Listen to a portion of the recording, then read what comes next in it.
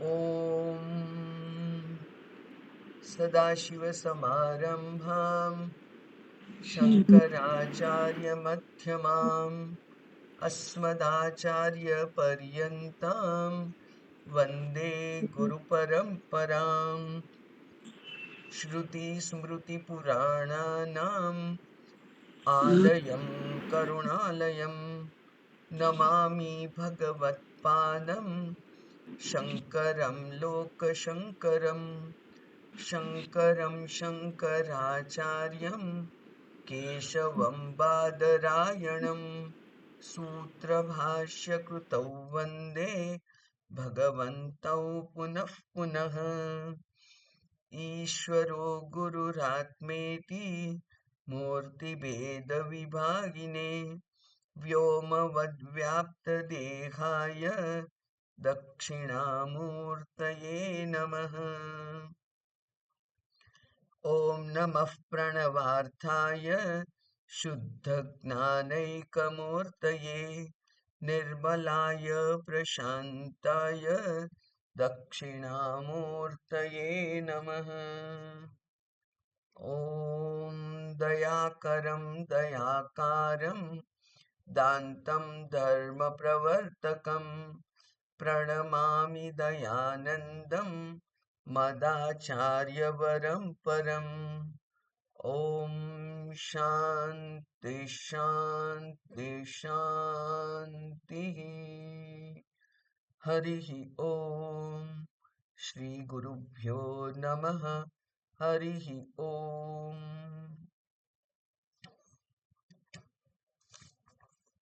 આત્મબોધમાં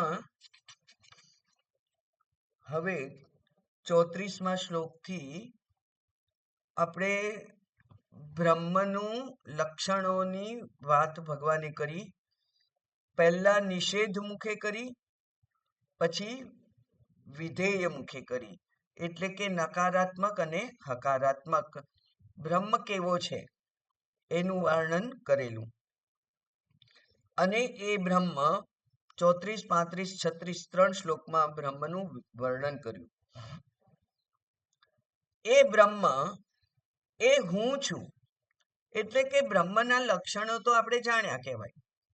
પણ બ્રહ્મના લક્ષણો હશે કોઈ મોટો માણસ, જેમ આપણે કોઈક મોટા માણસનું વર્ણન સાંભળીએ તો આપણને હશે કોઈક, એટલે એના માટે કોઈક એવું એવી એની સાથે કનેક્શન ના થાય. ગમે તેવું વર્ણન કર્યું હોય કોઈક મહાનુભાવનું, પણ એની સાથે આપણું કનેક્શન ના થાય. એવી જ રીતે ભગવાન આવા છે, બ્રહ્મા આવો છે, બ્રહ્મા આવો છે, બ્રહ્મા આવો છે, એમ જાણી અને શું કરવાનું, હશે એમ વિચાર કરીએ તો એવું નથી. એટલે કે છે કે ના, એ તું જ છે. અને એટલે મારે વિચાર શું કરવાનું છે કે આ જે લક્ષણો જે જાણ્યા મેં, એ લક્ષણો એ છે નિર્ગુણો, નિષ્ક્રિયો, નિત્યો, નિર્વિકલ્પો, નિરંજન, નિર્વિકાર, નિરાકાર, નિત્યમુક્ત, નિર્મલ, અહમ આકાશવત સર્વમ અંતર બહિર્ગત અચ્યુત સદા સમઃ શુદ્ધ નિસ્સંગ નિર્મલ અચલ નિત્ય શુદ્ધ બુદ્ધ મુક્ત. એ સબ આ બધું આપણે જાણ્યું. આ બધું જાણ્યું તો એ હું જ છું. એટલે મારે મારામાં આ ગુણો ક્યાં છે, કેટલા છે, અને એને હું વધારી શકું, એ મારે વિચાર કરવાનો છે. જેમ સામાન્ય રીતે આપણે બધા જાણીએ છીએ કે ભગવદ્ ગીતામાં ભગવાને દૈવાસુર સંપત્તિની વાત કરી છે. તો દેવ સંપત્તિ એ જ સાધુ સંપત્તિ છે, જ્ઞાનીની સંપત્તિ છે. તો એ દેવ સંપત્તિ, દૈવી સંપત્તિ મારામાં કેટલી છે, એમ જેમ એ લોકોનામાં, મારા ગુરુમાં જે ગુણો સહજ હોય એ મારા માટે અનુકરણીય છે. એનું મારે અનુકરણ કરવાનું છે અને મારામાં એ ગુણોનો વિકાસ કરવાનો છે. તો જે એમના માટે સિદ્ધ હોય એ મારા માટે સાધ્ય બની જાય કે મારે આવું બનવાનું છે, મારે અસંગ બનવાનું છે, મારી માટે નિરંજન એટલે રાગ દ્વેષ મારામાં ના હોય, કારણ કે ગુરુમાં નથી, દેવમાં નથી. તો એ જે દૈવી સંપત્તિ છે એ દૈવી સંપત્તિનું વર્ણન કરી અને ભગવાન ખરેખર તો એવું બતાવવા માંગે છે કે આ સંપત્તિ દરેક સાધકના માટે એક સાધ્ય બની રહે. એના માટે હું પ્રયત્ન કરું, અને પ્રયત્ન કરવા માટે શું કરવું પડે? અભ્યાસ કરવો પડે. અને એટલે 37મા શ્લોકમાં કહ્યું કે એવમ નિરંતર અભ્યસ્યતા, અભ્યાસ કરીને. અભ્યાસ કેવો કરવાનો છે? નિરંતર. એમાં કોઈ ક્ષતિ ના થાય, એમાં કોઈ ગેપ ના પડે. એટલે કે બધા ભેગા થયા છે, પાર્ટીમાં નો માહોલ છે, તો હું પાર્ટીમાં મશગુલ થઈ જાઉં. પછી એકલા પડું એટલે અહમ બ્રહ્મ અસંગ, એવું નહીં, નિરંતર. એટલે બ્રહ્માત્માનંદજી કહે છે એવું એક સાદું વાક્ય આપણા જીવનનું સૂત્ર બની જાય કે ટોળામાં ખોવાઈ ના જઈએ અને એકલા પડી ના જઈએ. એકલા છે તો હું એકલી છું, એકલી છું, એકલી છું, એવું નહીં. અને ટોળું હોય તો ટોળામાં ટોળા જેવા ના બની જઈએ આપણે. ટોળામાં હોવા છતાં પણ આપણે તો એ બ્રહ્મ જ છીએ, નિસંગ છીએ, એ રીતે આપણો વ્યવહાર થાય. અને એટલે અનેક મહાત્માઓએ જે કહ્યું છે, જે વારંવાર મેં રિપીટ કર્યું છે, તે એ છે કે આપણે સારામાં સારા એક્ટર બની જઈએ. નાટક કરતા સારામાં સારું આવડે. આપણે અંદરથી એકલા જ છીએ, પણ કોઈ આવે તો એને એમ ના લાગે કે આ તો અતડા છે, આપણામાં ભળતા નથી, એવું નહીં. એમને પણ આપણે જરૂર પૂરતું મહત્વ આપી, જરૂર પૂરતી વાત કરી અને પાછા આપણા સ્વરૂપ ચિંતનમાં ગોઠવાઈ જઈએ. એટલે કે પ્રસંગ હોય, ઉત્સવ હોય, એ વખતે ઉત્સવ. અને આપણે પણ સાધક તરીકે આપણે કેવા ઉત્સવોમાં ભાગ લઈએ છીએ? શિવરાત્રી છે તો પૂજામાં, જે પૂજા પાઠ, પારાયણ, જપ વગેરે થતું હોય, એમાં આપણે ખોવાઈ જઈએ તો વાંધો નથી. પરમાત્મામાં ખોવાઈ જઈએ, ભક્તિમાં ખોવાઈ જઈએ તો વાંધો નથી. પણ એ ભક્તિમાં પણ ખોવાઈ જઈને કેવું છે કે જો ત્યાં ભેદ દ્રષ્ટિ થઈ, એટલે કે હું તો ભક્ત અને એ તો ભગવાન, એમ થયું તો આપણે ભગવાન બનતા નથી. આપણે તો ભગવાન છીએ જ, આપણે તો ભગવાન છીએ જ. દેવમ ભૂત્વા દેવમ ભજેત. દેવ બની અને દેવનું પૂજન કરીએ. આપણે તો પરમાત્મા જ છીએ. અને છતાંય એક વ્યવહાર છે, હજુ સુધી જ્યાં સુધી આપણો જીવ ભાવ છે, આ શરીરમાં આત્મબુદ્ધિ છે, ત્યાં સુધી ઈશ્વરનું સ્મરણ, ઈશ્વરનું ભક્તિ, અર્ચના, પૂજા વગેરે પણ અસ્થાને નથી. એ પણ કરી શકાય, પણ એમાં ખોવાઈ ના જઈએ. હું તો કાયમ પછી ભક્ત બનીને હે ભગવાન, મારે તો જન્મો જન્મ હું ભક્તનો અવતાર લઈશ ને તમારી ભક્તિ કરીશ, એવું નથી કરવું. આપણે ભક્તિને આપણે સાધન બનાવવાનું છે માત્ર. અને સાધન રૂપ ભક્તિ કરી અને આત્મ સ્વરૂપની પ્રાપ્તિ રૂપ સાધ્ય, એની આપણે હંમેશા ઈચ્છા કરવાની, અભ્યાસ કરવાનો. એટલે એમ કે છે કે નિરંતરમ અભ્યસ્યતા અહમ બ્રહ્મ એવ ઇતિ વાસના. વાસના એટલે અહીંયા ભાવના. અને જે નિરંતર ભાવના હોય એ વાસના બની રહે. વાસના શબ્દ પણ અહીંયા તો શંકરાચાર્યજીએ લખેલો છે. એટલે ભાવના કરવાની આપણે, પણ ભાવના કરતા કરતા આ શરીર સમાપ્ત થઈ જાય તો આપણે કઈ ભાવના, કઈ વાસના સાથે બીજું શરીર ધારણ કરીએ? બ્રહ્મ વાસના સાથે.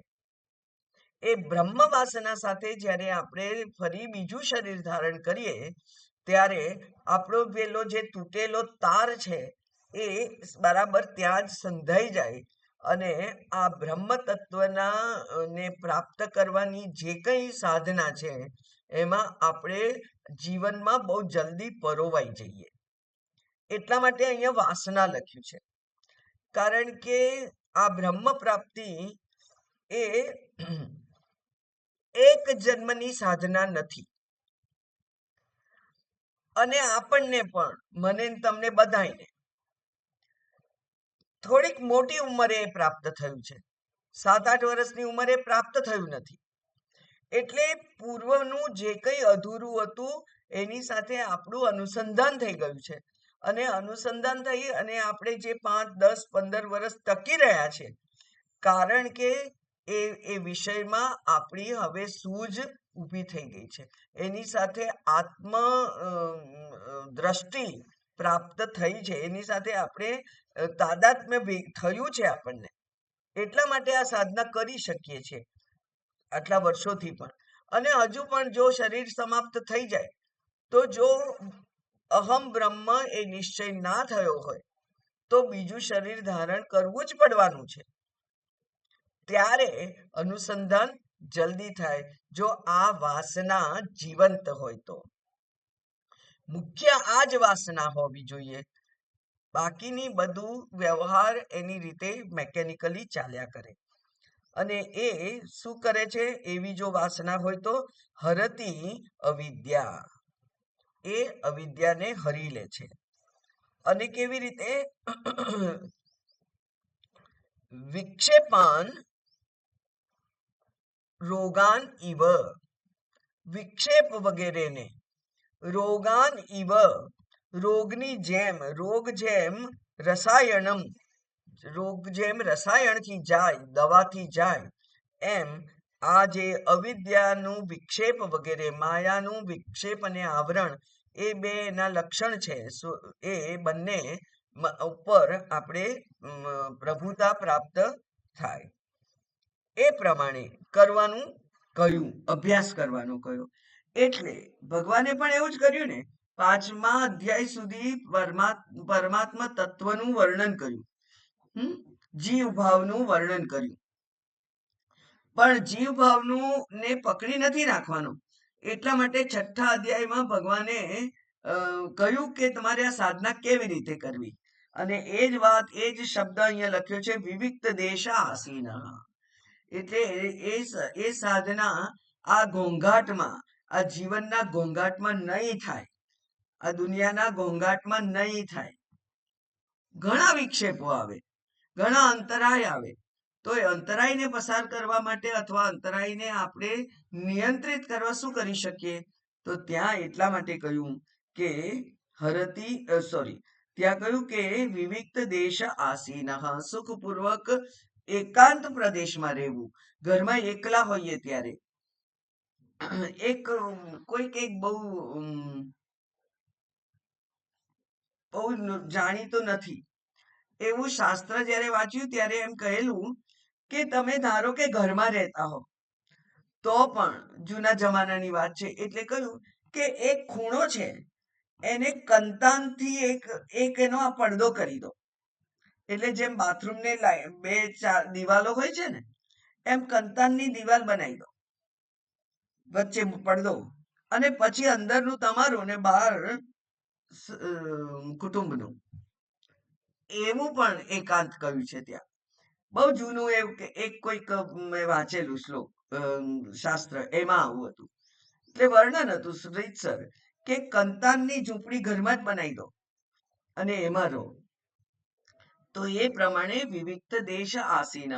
અને હવે નવા મોડર્ન શબ્દોમાં આપણે કહીએ તો વિવિક્ત દેશ એટલે આઉટ હાઉસ, ગેરેજ, કે પછી ઉપરનો રૂમ, અગાસીનો રૂમ, એવું કંઈક કે જ્યાં બહુ વસ્તી ના હોય. અને અમારા દાદા લોકો તો એવા ઘણા બધા હતા કે જે માત્ર જમવા જ નીચે આવતા. આપણે બોલાવીએ, બૂમ પાડીએ એટલે જમવા આવે નીચે અને પાછા એમના ત્યાં જતા રહે, એકલા જ રહે. તો એકલા રહીને શું કરતા હશે? માળા કરતા હશે? બહુ ખબર નહીં. માળા તો કરતા જ હતા બધા, પણ બાકી મને બહુ ખબર નથી. પણ એવી રીતે બધા રહેતા હતા તો ખરા. એવું જ આપણે રહી શકીએ. એટલે વિવિક્ત દેશ આસીન, જીતેન્દ્રિય, અને વિરાગ. ઇન્દ્રિયો ઉપર નિયંત્રણ અને રાગ દ્વેષ મનમાં હોય છે, એટલે મન ઉપર નિયંત્રણ. એટલે ઇન્દ્રિય નિગ્રહ અને મન નિગ્રહની વાત કરી. અને પછી કેવી રીતે કહ્યું છે? તો કે છે તત તમ અનંતમ અનન્ય દીહી. એને અનંત રીતે, અનંત એટલે ક્ષણનો વિક્ષેપ પાડ્યા વગર, અનંત અનન્ય દીહી, બુદ્ધિ બીજા કશામાં ના જાય એવી રીતે એકમ આત્માનમ ધ્યાયેત, એક આત્માનું જ તમે ધ્યાન કરો. આમ અહીંયા સુધી આપણે રિવિઝન કર્યું આજે, કારણ કે ગેપ લાંબી થઈ ગયેલી એટલે. હવે આગળ જોઈએ. આત્મન્યેવાખિલમ દ્રશ્યમ પ્રવિલાપ્ય દિયા સુધી ભાવયેદેકમાત્માનમ નિર્મલાકાશવત સદા. આત્મની એવ અખિલમ દ્રશ્યમ પ્રવિલાપ્ય. વિલાપ વિલય કરીને, પ્રવિલાપ્ય એટલે વિલપ્ય એટલે વિલય કરવો. વિલય કરવો એટલે લય કરી દેવું. આપણે રાત્રે આપણો લય થઈ જાય છે અને સવારે ઉઠીએ છીએ ત્યારે પાછા જાગૃત થઈ જઈએ છીએ, એમ લય કરી દેવાનો. પણ અહીંયા દિવસે પ્રવૃત્ત અને રાત્રે લય એવી વાત નથી, એટલા માટે પ્રવિસર્ગ છે આગળ. પ્રવિલાપ્ય એટલે તમે લય કરો, એ લય લાંબો સમય રહે એવો. આમ તો અનંતકાળ રહે એવો, પણ હવે આપણે બધા જ ગૃહસ્થ ગૃહિણીઓ છીએ એટલે તો લાંબો સમય. પ્રવિલાપ્ય એટલે વિલય કરવો, પણ વિલય કેવી રીતે કરવાનો છે? ટેમ્પરરી નહીં, જેટલો બને એટલો લાંબા સમય સુધી રહે એવી રીતે વિલય કરી અને પ્રવિલાપ્ય. શું વિલય કરવાનો છે? દ્રશ્યમ. આ દ્રશ્યનો એટલે દ્રશ્ય જગત. આ દ્રશ્ય જગતનો કેવું કેવું દ્રશ્ય જગત? એ કે છે અખિલમ, એટલે કે કશું પણ બાકી રાખ્યા વગર એ દ્રશ્યનો વિલય કરવો. ક્યાં વિલય કરવાનો છે? આત્મની એવ, એટલે મારામાં, અંદર, એનો વિલય કરી દેવાનો છે. મનને એ જગતના જે કોઈ વિષયો છે એનાથી દૂર કરી અને એ જગતને આત્મામાં લય કરી દઈએ. તો ઊંઘમાં આ દ્રશ્ય જગત આત્મામાં લય થઈ જાય છે કે નહીં? જગતનો નાશ નથી થતો, જગત તો એમનું એમ હોય છે, પણ આપણે આપણી ઇન્દ્રિયોનો લય કરી દઈએ એટલે જગતનો લય થઈ જાય છે. એમ જગતનો લય કરીને આત્મની એવ અખિલમ દ્રશ્યમ પ્રવિલાપ્ય. અને આવો વિલય ક્યારે થાય? તો કે છે સુધીહી, જ્યારે બુદ્ધિ સારી હોય ત્યારે. બુદ્ધિ એક સુસંસ્કૃત હોય ત્યારે, એટલે કે જે બુદ્ધિથી આપણે વિચારપૂર્વક એક આત્મ જ્ઞાન પ્રાપ્ત કરવાની દિશાને નો નિશ્ચય કર્યો છે. આપણે નિશ્ચય કર્યો છે કે હવે આપણે આ આત્મવિચાર તરફ જ પ્રવૃત્તિ કરવી છે, તો બાકી બધી પ્રવૃત્તિઓનો આપણે લય કરી દઈએ. એવી જ્યારે નિશ્ચયાત્મક બુદ્ધિ હોય ત્યારે સુધીહી એટલે સુષ્ઠુધીહી, સારી બુદ્ધિ વડે. અને સારી એટલા માટે અહીંયા કહ્યું છે કે ધિયા, પાછી બુદ્ધિ કહ્યું તોય ધી કહ્યું, એટલે અહીંયા ધિયા એટલે જ્ઞાનથી. ધી એટલે જ્ઞાનથી. જ્ઞાનથી સુસંસ્કૃત થયેલી બુદ્ધિ વડે આ સમગ્ર દ્રશ્ય જગતને આપણે આપણામાં જ લય પામાડી દઈએ, એનો લય કરી દઈએ. આપણે જાગ્રત રહીએ. આપણી નિદ્રામાં શું થાય છે? આપણે લય પામી જઈએ છીએ, હે ને? અને જગતને પણ આપણે આપણામાં લય પમાડી દઈએ છીએ. લય આપણે આપણા માટે પામે છે, જગત ક્યાં લય પામે છે? બધી જ પ્રવૃત્તિઓ ચાલુ રહે છે, પણ આપણે આપણી બુદ્ધિને એમાંથી વિડ્રો કરી લીધી અને આપણે ઊંઘી ગયા. એટલે આપણા માટે પછી જગત કોઈક એક્ટિવ રહેતું નથી. એ પ્રમાણે આત્મની અખિલમ દ્રશ્ય જગતમ ધિયા સુધીહી પ્રવિલાપ્ય. તો પછી શું કરવાનું અમારે? ઊંઘમાં તો આપણે બધું જ લઈ પામી જઈએ છીએ, એટલે આપણે કંઈ કરવાનું રહેતું નથી. પણ તમે કહો છો કે જગતને લય કરી દો, સમગ્ર જગતને, તો પછી અમે શું કરીએ? કારણ કે રહેવાનું છે તો જાગ્રત, અને તોય જગત વિશે બિલકુલ વિચાર આવવા દેવાનો નથી, તો મન કદી ખાલી તો રહેતું નથી. ભગવાને કહી દીધું છે કે અકર્મક તો કોઈ રહી શકતું નથી, કંઈક તો કરવાના જ છો તમે, તો શું કરવાના? અને ત્યારે કે છે કે ભાવયેદ એકમ આત્માનમ.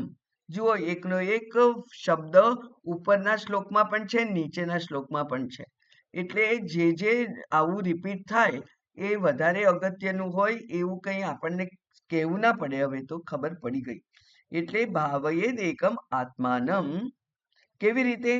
નિર્મલ આકાશવત સદા.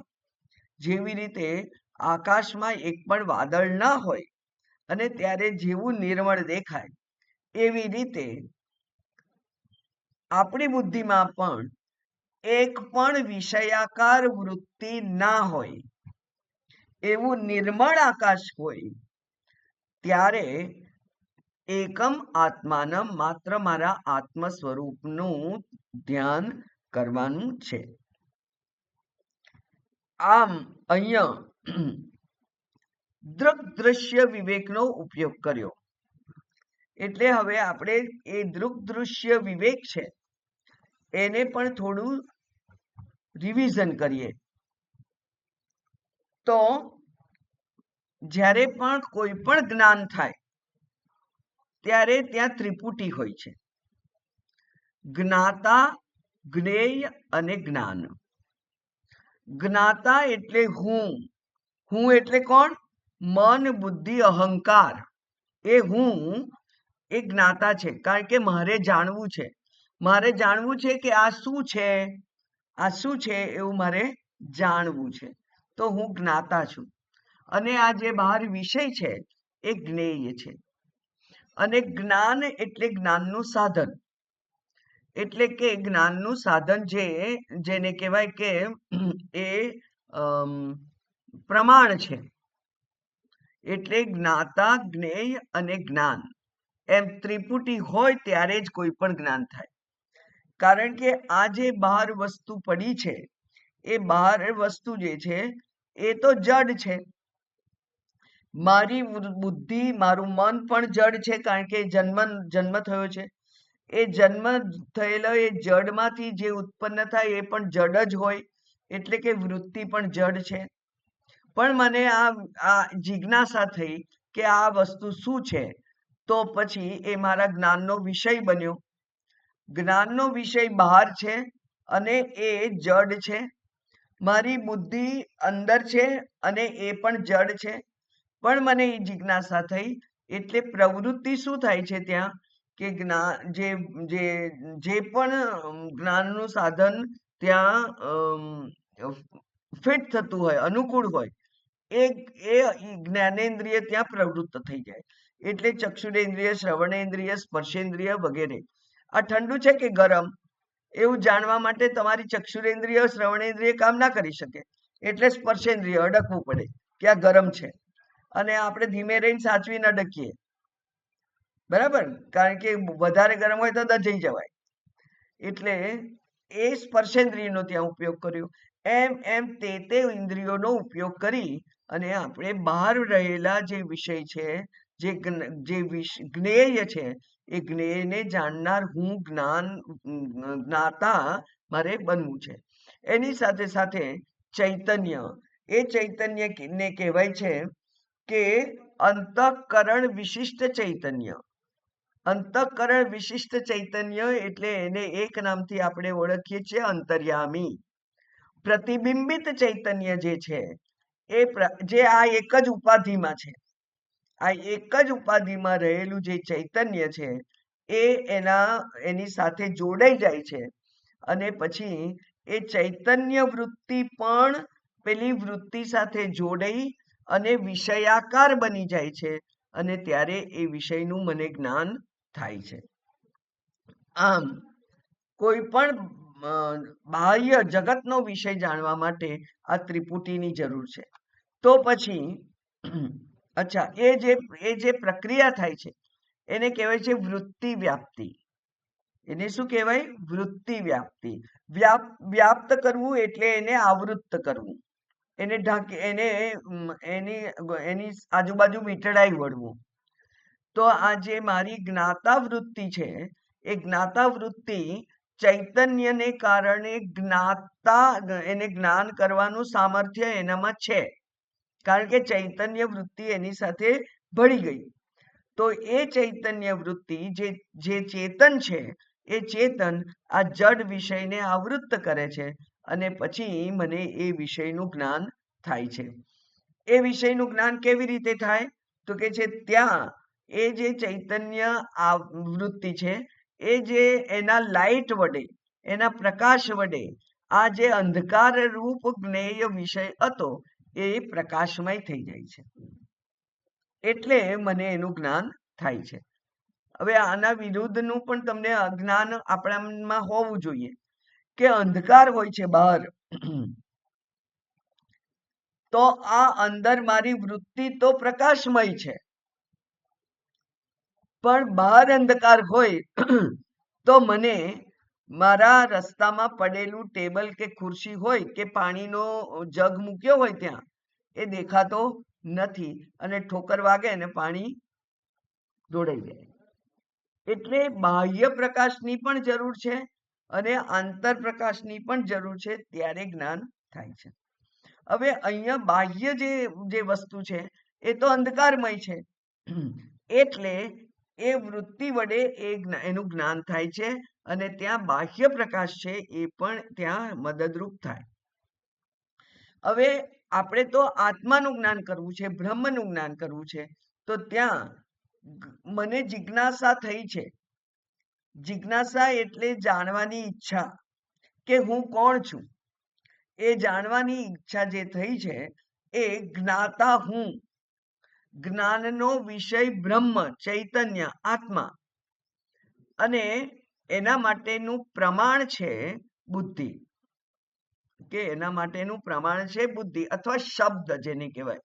શબ્દ પ્રમાણ વડે આ મારી બુદ્ધિ એ પેલા જે જ્ઞેય વિષય આત્મા છે એને આવૃત્ત કરે.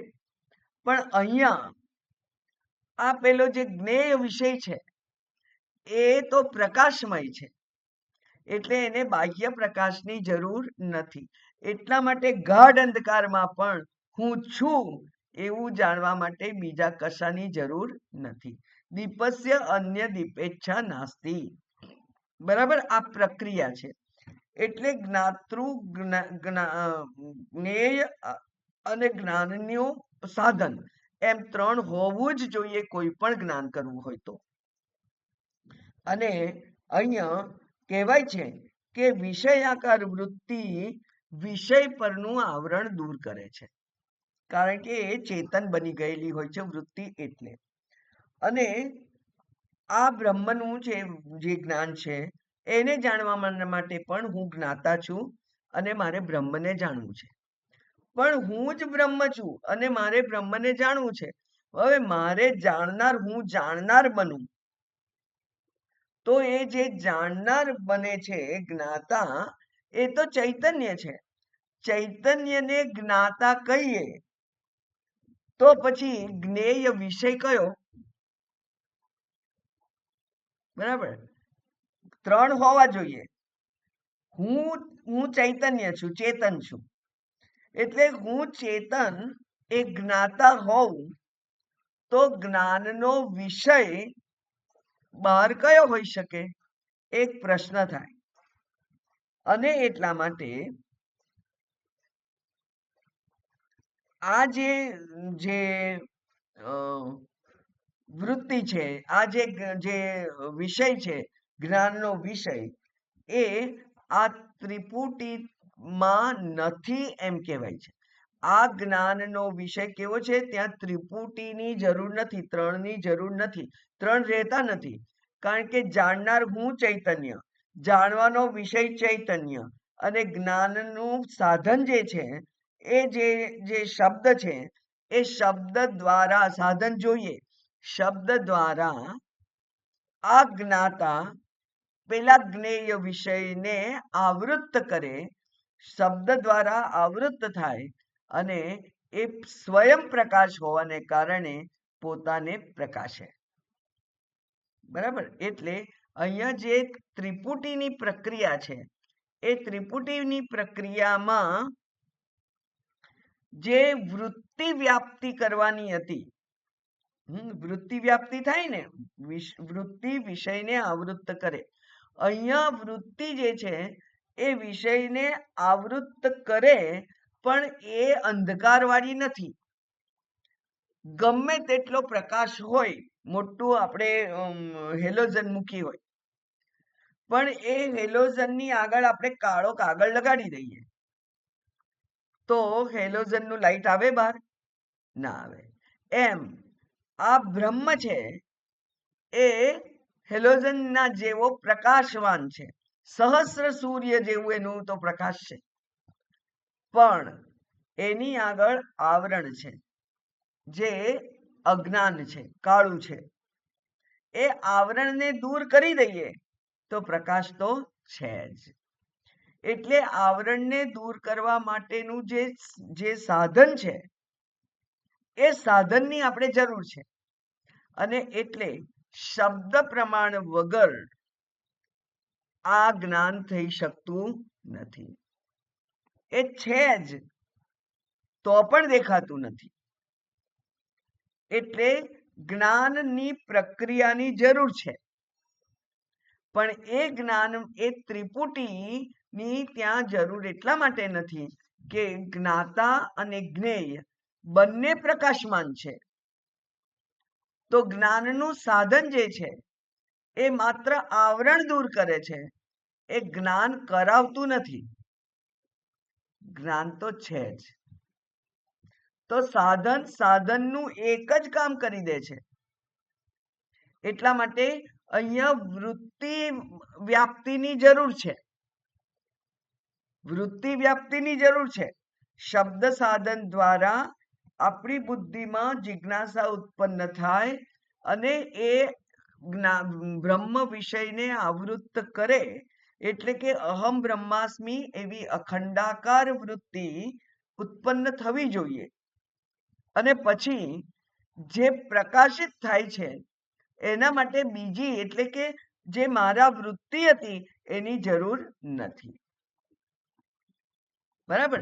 એટલે ત્યાં અહંકાર, ત્યાં જે આવરણ હતું, જે તાદાત્મ્ય હતું, એ તાદાત્મ્ય માત્ર વૃત્તિ વ્યાપ્તિની જરૂર છે. અને એ દ્રષ્ટિએ કહેવા, એટલે એવું પણ કેમ કહીએ છીએ આપણે? કારણ કે એને જાણવા માટે મનની જરૂર છે. મનસા એવ ઇદમ આપતવ્યમ. બરાબર? ગમે તેટલા શબ્દો, શાસ્ત્રો ગાયને કે ઘોડાને સંભળાઈએ, પણ એનું મન સુસંસ્કૃત સક્ષમ નથી, એટલે એને શાસ્ત્રનું જ્ઞાન ના થાય. એવી જ રીતે રિટાર્ડેડ છે જે પેલા મંદ બુદ્ધિ લોકો છે, એ મંદ બુદ્ધિ લોકોને પણ આ જ્ઞાન થાય નહીં, કારણ કે એનું મન વિચારવા માટે સક્ષમ નથી. એટલે મનની જરૂર છે. મન એટલે મનથી ઉત્પન્ન થતી વૃત્તિની પણ જરૂર છે. એટલા માટે ત્યાં અખંડાકાર વૃત્તિનો ઉલ્લેખ છે શાસ્ત્રમાં, કે આ બ્રહ્માકાર વૃત્તિ થવી જોઈએ. જેવી રીતે ઘટાકાર વૃત્તિ થાય તો ઘટનું જ્ઞાન થાય છે, અને ટેબલ આકાર વૃત્તિ ઉત્પન્ન થાય તો ટેબલનું જ્ઞાન થાય છે. એવી રીતે બ્રહ્માકાર વૃત્તિ ઉત્પન્ન થાય એટલે કે અંદરથી મનમાંથી જે વૃત્તિ ઉત્પન્ન થઈ એ બ્રહ્મને આવૃત્ત કરે અને બ્રહ્માકાર વૃત્તિ થાય. એ બ્રહ્માકાર વૃત્તિ. હવે તમે કહેશો કે બ્રહ્મને ક્યાં આકાર છે? આપણે તો કહીએ ને બ્રહ્મને તો ક્યાં આકાર છે? ઘડાને આકાર છે તો ઘડાકાર વૃત્તિ થાય છે. એવી રીતે આકાશને આકાર નથી તો આકાશ આકાર વૃત્તિ ઉત્પન્ન થવી અત્યંત કઠિન છે. જેને પણ આકાર ના હોય એને તમે કેવી રીતે વૃત્તિમાં સમાવી શકો? બરાબર ને? જેને આકાર નથી, દાખલા તરીકે હું કહું કે જળ, હવે જળ વૃત્તિ ઉત્પન્ન કરો. તમે જળ વૃત્તિ ઉત્પન્ન કરશો તો ઘડામાંનું જળ, ડોલમાંનું જળ, ટબમાંનું જળ, તળાવમાંનું જળ, નદીમાંનું જળ, એમ કંઈક ને કંઈક તો આવશે જ આકાર. એમને એમ કોઈ દિવસ વૃત્તિ ઉત્પન્ન ના થાય, પણ થાય છે આપણે. એટલે આ ભગવાનનું મિરેકલ કહેવાય, પણ એ વૃત્તિ ઉત્પન્ન થાય છે. અને એટલે આકાર વગર પણ આપણે જળની કલ્પના કરી શકીએ. એવી રીતે બ્રહ્મના આકાર વગર પણ આપણે બ્રહ્મની કલ્પના કરી શકીએ. બરાબર? આ થોડુંક નાનું અત્યંત સૂક્ષ્મ વાત છે, કારણ કે અહીંયા ત્રિપુટીનો જરૂર નથી. ત્રિપુટી બનતી નથી. જાણનાર પણ હું ને જાણવાનો વિષય પણ હું, તો બે તો એક થઈ ગયા. હવે જાણવાનું સાધન રહે છે જે શબ્દ, એ શબ્દ પણ શબ્દ રહેતો નથી. શબ્દ એની અસર કરીને પછી તો એ સરી જાય છે. શબ્દો સરી જવા જોઈએ, કારણ કે એ કેવો છે, શબ્દાતીત છે આ વિષય તો. એટલા માટે કહ્યું ને આશ્ચર્ય વદતી. જે આ આત્મતત્વનું વર્ણન કરે છે એ ગુરુ પણ કેવો છે? આશ્ચર્ય છે. કારણ કે જેનો જાતિ, ગુણ, સંબંધ, ક્રિયા, આકાર, નામ, રૂપ કંઈ જ નથી, એને એ સમજાવે છે શબ્દ વડે. પણ એને સમજાવતી વખતે એ ધ્યાન રાખે છે, કારણ કે પરંપરાથી એને સાંભળ્યું છે કે આ જે નિરાકાર છે એ જ મારું સ્વરૂપ છે. બરાબર? એટલા માટે અહીંયા ત્રિપુટી રહેતી નથી. માટે મનથી જ આત્માનું દર્શન થાય છે. એને માટે કહેવાય છે કે ત્યાં ફલ વ્યાપ્તિની જરૂર નથી. એટલે કે અહમ બ્રહ્મ એવું ફલ વ્યાપ્તિ જે છે, અયમ ઘટઃ એવી વૃત્તિ થઈ. હવે અયમ ઘટઃ વૃત્તિ થવા માટે જે પ્રક્રિયા થઈ એ પ્રક્રિયામાં આપણે જે બ્રહ્માકાર વૃત્તિ ઉત્પન્ન થઈ એ પછી ટકતી નથી. એટલે કે ફલ વ્યાપ્તિ થતી નથી. બહારથી કશાનું જ્ઞાન થતું નથી. મને મારું જ પોતાનું જ્ઞાન થાય છે, એટલે ફલ નથી મળતું કશું. તો પછી મને કેવી રીતે જ્ઞાન થયું? અજ્ઞાનની વૃત્તિ થઈ, પડદો હટી ગયો, બસ. એટલે મને મારા સ્વરૂપની પ્રાપ્તિ થઈ. એટલા માટે આને કહેવાય છે પ્રાપ્તસ્ય પ્રાપ્તિ. એટલે જ્ઞાતૃ જ્ઞાન જ્ઞેય ભેદ. અચ્છા, એ વાંચ્યો નથી આપણે શ્લોક. વાંચીએ 41મો શ્લોક. જ્ઞાતૃ જ્ઞાન જ્ઞેય ભેદ પરે નાત્મનિ વિદ્યતે ચિદાનંદૈક રૂપત્વાત દીપ્યતે સ્વયમેવ હિ. જ્ઞાતૃ જ્ઞાન મેળવવા વાળો જિજ્ઞાસુ, જ્ઞાન નો વિષય, જ્ઞાન એટલે જ્ઞાનનું સાધન, અને જ્ઞેય એટલે જ્ઞાનનો વિષય. એ ભેદ, એમાં 3 ભેદ છે. એટલે કે આપણે પ્રક્રિયા હમણાં જોઈ કે આ 3 હોય છે સામાન્ય રીતે કોઈ પણ પદાર્થનું જ્ઞાન મેળવવા માટે. એ પરે આત્મની ન વિદ્યતે, એ આ પરમાત્માનું જે જ્ઞાન પ્રાપ્ત કરવાનું છે એમાં આ 3 જુદા જુદા હોતા નથી. ત્રણ રહેતા જ નથી. તો પછી કેમ એવું થાય છે? કારણ કે ચિદાનંદ એક રૂપત્વાત. ચિદાનંદ તો બંનેમાં એક જ છે, એક રૂપ જ છે. ચિદાનંદ આમે ચિદાનંદ કેવો છે? એકમેવા અદ્વિતીયમ બ્રહ્મ, એટલે એ તો એક જ છે. એટલે હું જ્ઞાતા અને બ્રહ્મ જ્ઞાનનો વિષય એ બે રહેતા નથી. એટલે એક રૂપત્વાત સ્વયમેવ હિ દીપ્યતે, જાતે જ પ્રકાશે છે. એટલે સ્વબોધેન અન્ય બોધેચ્છા નાસ્તિ. સ્વબોધેન મને મારો બોધ પ્રાપ્ત કરવા માટે અન્ય કોઈ પણ દીવાની બોધની જરૂર નથી, એવું કહ્યું.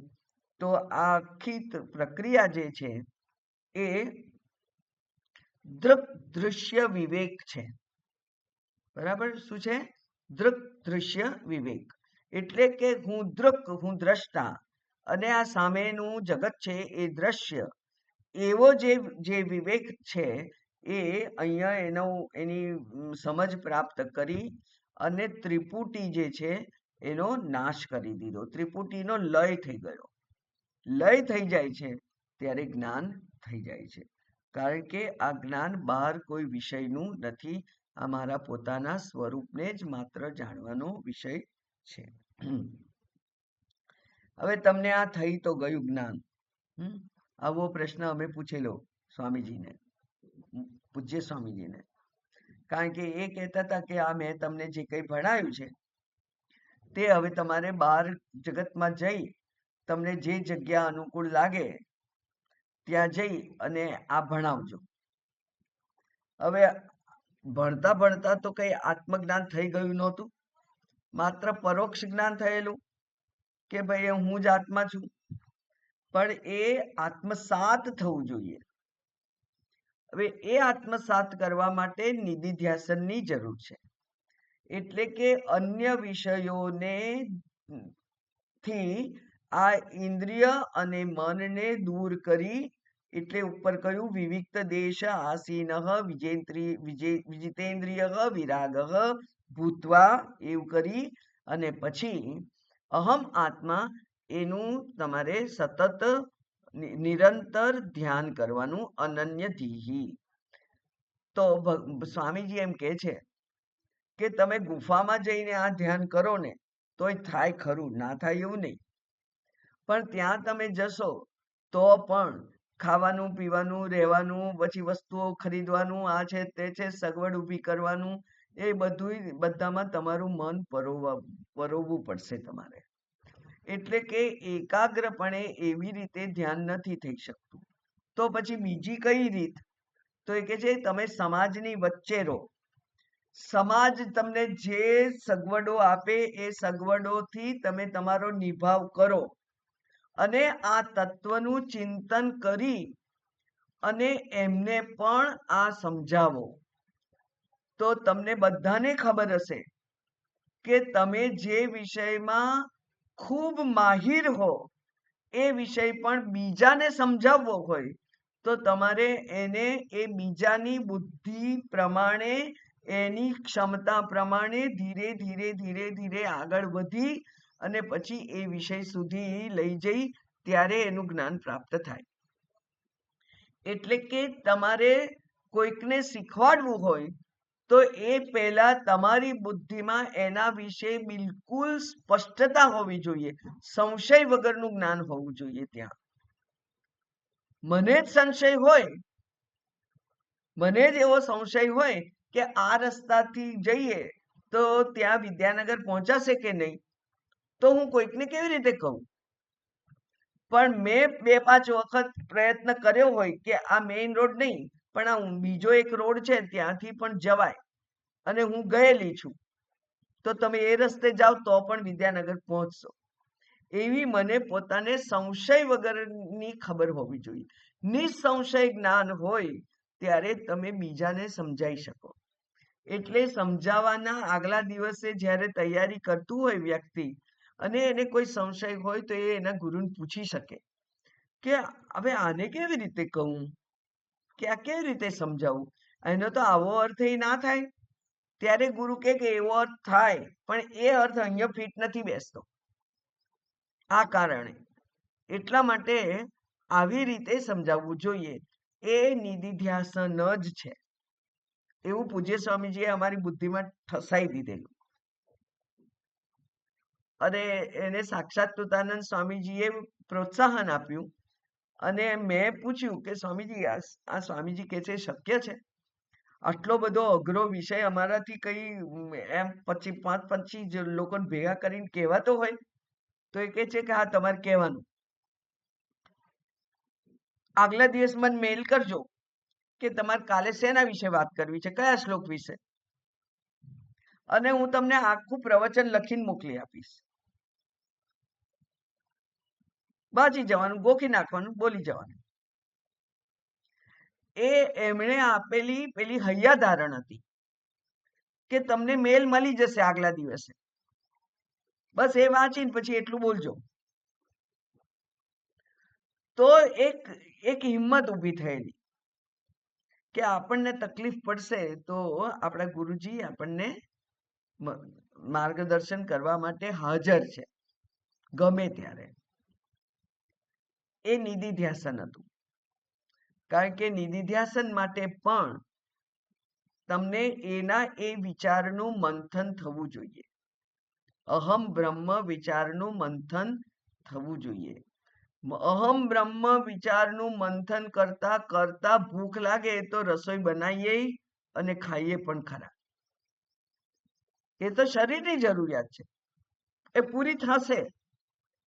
પણ અહમ બ્રહ્મ વિચાર છે એ નબળો ના પડી જવો જોઈએ. એટલા માટે કહ્યું, અહીંયા 42મો શ્લોક બહુ સરસ છે. એ કે છે એવમ આત્મારણૌ ધ્યાનમ મથને સતતમ કૃતે. એવમ આત્મારણૌ ધ્યાન મથને સતતમ કૃતે ઉદિતાવગતિર્જ્વાલા સર્વાજ્ઞાનેન્ધનમ દહેત. એવમ આત્મા અરણૌ ધ્યાન મથને સતતમ કૃતે ઉદિત અવગતિ જ્વાલા સર્વ અજ્ઞાન ઇંધનમ દહેત. અરણવ, હવે આ પ્રક્રિયા તો આમ તો જાણીતી છે એટલે વાત કરી દઈએ કે પૂર્વના જૂના જમાનામાં યજ્ઞ કરવો હોય તો દિવાસળીથી પેલા અગ્નિ લાકડા ઉપર પ્રગટાવાતો નહોતો. દિવાસળીનો ઉપયોગ કરવાનો હતો નહીં, એ શોધાઈ હોય તો પણ. અત્યારે પણ જે પરંપરાગત ટ્રેડિશનલ જે યજ્ઞ થાય છે એમાં અરણીમાંથી અગ્નિ ઉત્પન્ન કરવામાં આવે છે ઘર્ષણની પ્રક્રિયાથી. એટલે આપણી ખાયણી હોય એવું હોય, એક ચોરસ લાકડાનો ટુકડો હોય, એના બે ભાગ કરી દીધા હોય અને વચ્ચેથી ખાયણીની જેમ એને ગોળ કરી દીધું હોય. ખાયણી કરતા પેલું છડવા માટેનું આવતું હતું ને એ બરાબર છે, એ ગોળ હોય, નીચે અંદરથી ઈંડા જેવું, અડધા ઈંડા જેવું એવું હોય, અને ઉપર બીજું એવું હોય, અને પછી એ બેની વચ્ચે પથ્થર હોય. સાઉથ ઇન્ડિયન ઇડલીનું જે વાટવાનું આવતું હતું એ એવું હતું. એટલે આટલો મોટો પથ્થર હોય, એમાં આટલું વચ્ચે ગોળ ખાડો હોય, એમાં મૂકવાનું અને એની ઉપર બરાબર એના જ સાઈઝનો પેલો દટ્ટો હોય, એ આમાં ફેરવવાનો, અને એટલે એ પેલું ઇડલીનું વટાય. એવી રીતે અહીંયા પણ બે અરણી છે, એક નીચેની અરણી અને એક બીજી ઉપરની અરણી. એ બંનેમાં ગોળાકાર કાપી નાખેલું હોય, એટલે કે એને ત્યાં આકાર બનાવી દીધેલો હોય, અને વચમાં એક દંડો હોય, અને એ દંડાને પછી આ લોકો દોરી બાંધે, જેમ આપણે છાસ વલોવવા માટે જૂના જમાનામાં બાંધતા હતા એવી રીતે એને દોરી બાંધે અને પછી એને મથન કરે, વલોવે, અને એ ઘર્ષણ ઉત્પન્ન થવાથી ત્યાં તણખા ઉત્પન્ન થાય, અને તણખા ઉત્પન્ન થાય એને રૂ અને કપૂર એ લઈ અને તૈયાર રાખે, અને એ બધું બાળી દે અને તરત જ એક નાના પેલું જે છાણું હોય એ છાણા ઉપર લઈ લે. પછી એ છાણું છે એ યજ્ઞ વેદીમાં મૂકે એટલે આ અગ્નિ પ્રગટે. અગત્યનો મુદ્દો છે કે લાકડામાં અગ્નિ દેખાતો નથી, પણ લાકડામાં અગ્નિ છે. કારણ કે જો કશું હોય નહીં તો ઉત્પન્ન કેવી રીતે થાય? પેલા સમુદ્ર મંથન કર્યું ભગવાને, તો સમુદ્રમાં ઝેર હતું, એટલે મંથન કર્યું તો ઝેર નીકળ્યું. આપણે પણ મંથન કરીએ ને તો આપણું મન ખૂબ વિચલિત થઈ જાય અને દુનિયાભરના જે કાયમ ના આવતા હોય એવા બધા વિચારો આવે. પણ ધીરે ધીરે એ શંકર ભગવાને જેમ વિષપાન કરી લીધેલું એમ એ જ ઈશ્વર કૃપા જે છે આપણા ઉપર, સાધક ઉપર, એ પેલા એનું વિષપાન કરી લે. સાધક ઉપર ઈશ્વરની જે કૃપા હોય એ કૃપા વડે જે પહેલા મનમાંથી જે જ્વાળાઓ નીકળે, વિષ નીકળે, એ પરમાત્મા પોતે ગ્રહણ કરી લે, આપણા પરમાત્મા. ઓકે, અને પછી શું નીકળ્યું તું અંદરથી? પછી બધું સારું સારું, રત્નો વગેરે બધું અમૃત કુંભ નીકળેલો અંદરથી. એમ એટલા માટે ઈશ્વરની કૃપા, અનુગ્રહની જરૂર છે ને. ચાર કૃપામાં એક ઈશ્વર કૃપા છે ને. કેમ? કારણ કે આપણા મનને શાંત કરવા માટે, મનમાં જે કંઈ વિષ ભરેલું છે, ઝેર ભરેલું છે, એ ઝેર પહેલા બહાર નીકળે. અરણીથી મંથન કરીએ ત્યારે પહેલા ઝેર બહાર નીકળે. એટલા માટે કહ્યું છે કે આ એક અત્યંત ધીરજપૂર્વક કરવાની સાધના છે. હવે એ ઝેર બહાર નીકળતું હોય, આપણે ધ્યાન કરવા બેસીએ અને ધ્યાનમાં જપમાં મન જ ના લાગતું હોય, આખી દુનિયાના વિચારો આવે, તો એનાથી ગભરાઈ જવાનું નથી. ધ્યાન બંધ નહીં કરી દેવાનું, ચલાવવાનું, નિરંતર ચલાવવાનું. અને ચલાવી અને પછી જ્યારે એ વિષ નીકળી જશે ત્યાર પછી જે અંદરથી ઉત્પન્ન થશે એ અમૃત કુંભ હશે. એટલા માટે અરણીનું જે ઉદાહરણ છે એ બહુ સરસ છે. એટલા માટે કે છે આત્મા એવમ આત્મા અર્ણવ. અરણીમાં, ક્યાં? ધ્યાનમાં. અને કેવી રીતે કરવાનું? સતતમ મથનમ કૃતે. સતત એનું મથન કરવાનું છે. જ્યાં સુધી નવનીત હાથમાં ના આવે ત્યાં સુધી મથન કરવું પડે. આપણને તો ટેવ છે બહેનોને, તો એ પેલું છાસ વલોવ્યા કરીએ, જ્યાં સુધી માખણ ઉપર ના આવે ત્યાં સુધી વલોવ્યા કરવું પડે. એમાં ગરમ પાણી રેડે, ઠંડુ પાણી રેડે, બરફ મૂકે, ફલાણું જે કરવું પડે એ કરે, પણ એ નવનીત બહાર આવવું જોઈએ. એમ આ મનમાંથી પણ નવનીત બહાર આવવું જોઈએ. એટલે આત્માનમ અરણીમ કૃત્વા. તો આ જે નીચેની અરણી છે એ આ જીવ છે, અહંકાર છે, અને ઉપરની અરણી છે એ જે છે એ બ્રહ્મ છે. અને એની વચ્ચેનો જે દંડ છે એ દંડ એ મહાવાક્ય છે. મહાવાક્ય છે અહમ બ્રહ્મા તત્વમસી. તત્વમસી મહાવાક્ય છે, એ દંડો છે. એ તત્વમસી મહાવાક્યને જ હલાવવાનો છે. નો ઉપરથી નીચે, નીચેથી ઉપર એને હલાયા જ કરીએ, બરાબર? તો એટલે કૈવલ્ય ઉપનિષદમાં મંત્ર છે, આ જ મંત્ર છે એક્ઝેક્ટ. એ કે છે આત્માનમ અરણીમ કૃત્વા. આત્માને એટલે અહીંયા જીવને, પોતાને, આ જીવ એ નીચેની અરણી બનાવો, અને પ્રણવમ ઉત્તરારણીમ. અને પ્રણવ ઓમકાર જે છે એ ઉપરની અરણી છે. અને જ્ઞાન નિર્મથન અભ્યાસાત. અને જ્ઞાન નિર્મથનનો અભ્યાસ કરવો પડે. એનાથી શું થાય? પાશમ દહતી. એનાથી જે પાશ છે, એનાથી જે બંધન છે એ દહતી. કારણ કે ભગવદ્ ગીતામાં એ ભગવાનને કહ્યું કે આ જ્ઞાન છે એ અજ્ઞાનને નું દહન કરી દે છે.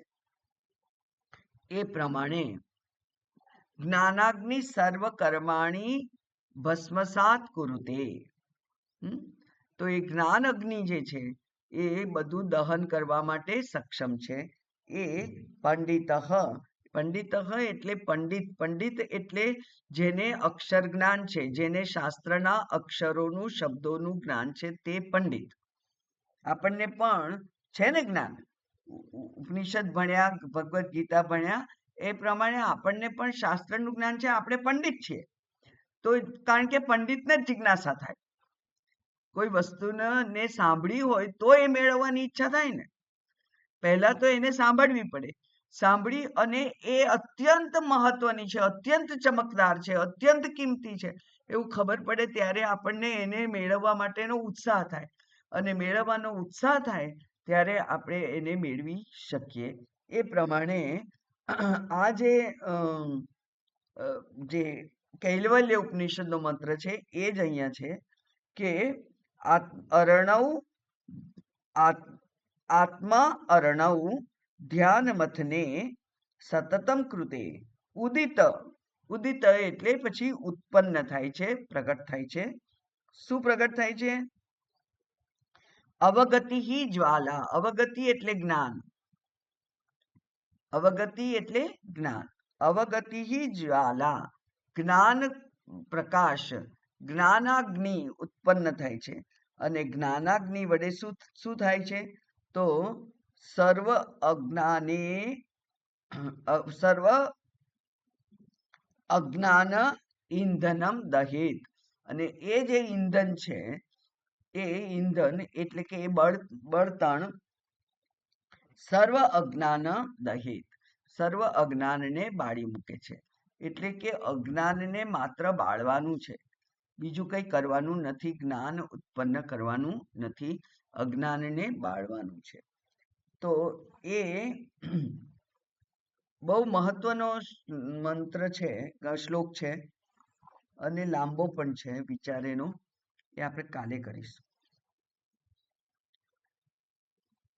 ઓમ પૂર્ણમદ પૂર્ણમિદમ પૂર્ણાત પૂર્ણમુદચ્યતે પૂર્ણસ્ય પૂર્ણમાદાય પૂર્ણમેવાવશિષ્યતે. ઓમ શાંતિ શાંતિ શાંતિ. હરિ ઓમ. શ્રી ગુરુભ્યો નમઃ. હરિ ઓમ.